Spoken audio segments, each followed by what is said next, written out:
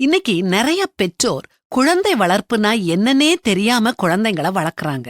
அவங்களுக்கு நல்ல சாப்பாடு போடணும், நல்லா படிக்க வச்சு ஒரு வேலையில அமர்த்தணும், அது போதும்னு நினைக்கிறாங்க. எது கௌரவம் இல்லன்னு கூட பல பேருக்கு தெரியல. பேசத் தெரியாத குழந்தைங்க கையில மொபைல் போனை கொடுத்து அவங்க அதுல விளையாடுறத பார்த்து பெருமைப்படுறாங்க.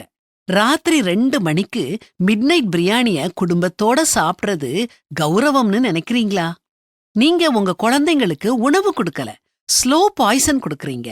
அடுத்த தலைமுறைய மலடாக்குறதுக்கு மருந்து கொடுக்கறீங்க. நம்மில் பலர் குழந்தைங்கள உருவாக்கல, நிறைய வருமானம் கொடுக்கும் ஜெர்சி மாடுகளைத்தான் உருவாக்குறோம். உங்க குழந்தைங்களுக்கு தன்னம்பிக்கைக்கும் தலைகனத்துக்கும் வித்தியாசம் தெரியுமா? சொல்லி கொடுத்திருக்கீங்களா? இனிமேல் சொல்லிக் கொடுங்க. உங்க குழந்தைங்களுக்கு நம் தாய்மொழி தமிழ்ல 5 நிமிஷம் தொடர்ந்து பிற மொழி கலவாமல் பேச தெரியுமா? சொல்லிக் கொடுத்திருக்கீங்களா? இனிமேல் சொல்லிக் கொடுங்க. உங்க குழந்தைங்களுக்கு உங்க மாத வருமானம் தெரியுமா? அத வச்சு ஒவ்வொரு மாசமும் குடும்பத்தை எப்படி நடத்துறீங்கன்னு தெரியுமா? சொல்லிக் கொடுத்திருக்கீங்களா? இனிமேல் சொல்லிக் கொடுங்க.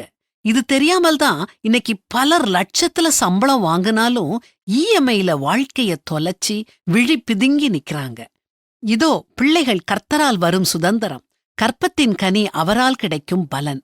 கடவுள் நம்மள பார்த்து இந்த பிள்ளைய எனக்காக வளர்த்து கொடுன்னு சொல்லி பிள்ளைங்கள நம்ம கையில கொடுத்திருக்காரு.